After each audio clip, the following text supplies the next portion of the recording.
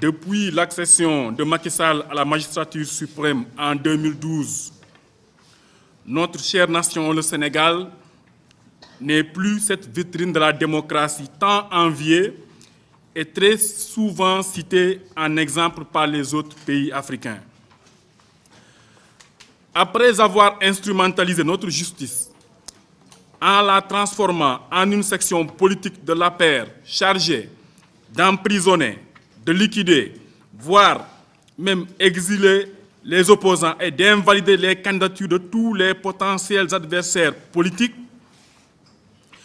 le président Macky Sall n'arrive pas à respecter les règles les plus élémentaires en matière de démocratie, telles qu'organiser des élections libres et transparentes. Fort de ce constat, Monsieur Macky Sall, permettez-nous de vous dire que vous aviez fait comme l'ancien président gambien Yahya Jammeh, ou pire que lui en matière d'organisation des élections. Vous avez fraudé de façon flagrante ces élections et en outre empêché plus de 2 millions de Sénégalais de voter et de ce fait, vous méritez le même sort que lui.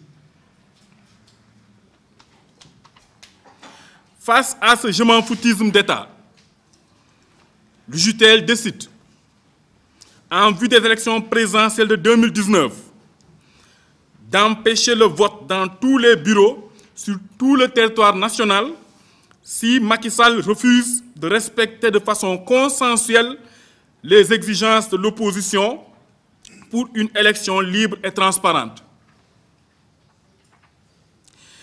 Il ne sera plus question qu'un ministre de l'Intérieur partisan organise les élections. Ce n'est pas en remplaçant Abdoulaye Daouda Diallo par Ali Ngouille Ndiaye que les choses vont changer parce que le principal instigateur des fraudes électorales est perché au palais Roum et que les ministres de l'Intérieur ne sont que des marionnettes qui gesticulent selon la volonté de leur chef. Encore qu'Aly Ngouille Ndiaye est plus dangereux que son prédécesseur pour avoir osé, dans un passé récent, brader les intérêts de notre pays dans le scandale ArcelorMittal État du Sénégal pour les beaux yeux de Macky Sall, son chef. L'UJTL demande que Macky Sall soit traduit à la haute cour de justice pour haute trahison, pour menace à la souveraineté de l'État et à la cohésion nationale et pour manque de patriotisme. Non content d'avoir bazardé honteusement notre économie au profit des multinationales étrangères, Macky Sall vient de s'exécuter pitoyablement aux ordres d'Erdogan, tel un esclave aux injonctions de son maître, mettant ainsi en péril l'avenir des milliers d'enfants sénégalais avec la fermeture des écoles Yayou Selim, qui faisait partie des meilleures écoles du Sénégal pour s'être distinguées régulièrement au concours général. Oui, Monsieur le Président, vous pouvez vous le permettre sans gêne de ne pas vous soucier de l'avenir de ces enfants sénégalais, car les vôtres étudient aux États-Unis.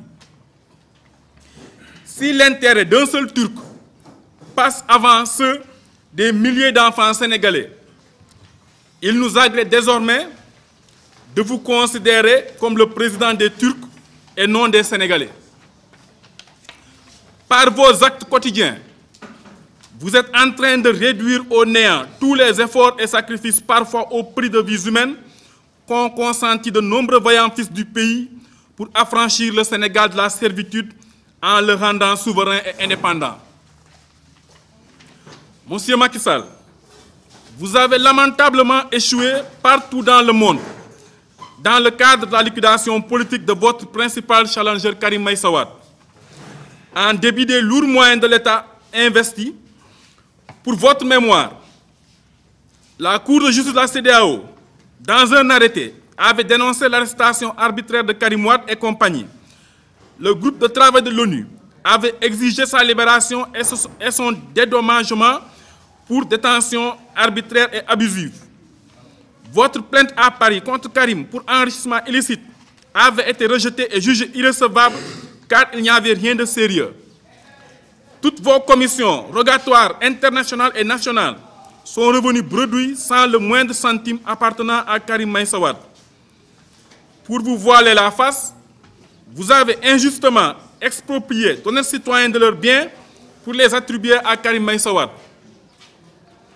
Au niveau du tribunal de grande instance de Paris, votre gouvernement avait subi une sévère raclée après une tentative d'exproprier Karim et Bibo Bourgi et les autres de leurs biens. Aucun crédit financier dans les budgets de 2017 et 2018 ne fait référence aux milliards virtuels récupérés dans la traque des opposants et adversaires politiques. Malgré ce gros mensonge d'État, Macky Sall veut puiser 10 milliards de nos maigres ressources pour corrompre des avocats politiques qui sont des militants de Benno Bokk Yakaar pour la majorité et non des avocats de l'État enrôlés dans un complot politique. Il est inacceptable que des avocats militants de l'APR s'enrichissent sans éthique ni fondement juridique avec l'argent du trésor public. Qu'ils se le tiennent pour dit, tôt ou tard, ils rembourseront jusqu'au dernier centime. Abordant la question du dialogue, l'UJTL exige d'abord à ce que la Constitution soit respectée et que le statut du chef de l'opposition soit appliqué dans toutes ses formes telles que prévues par la loi. Il n'est pas acceptable que la Constitution soit violée sur des bases de calcul politique.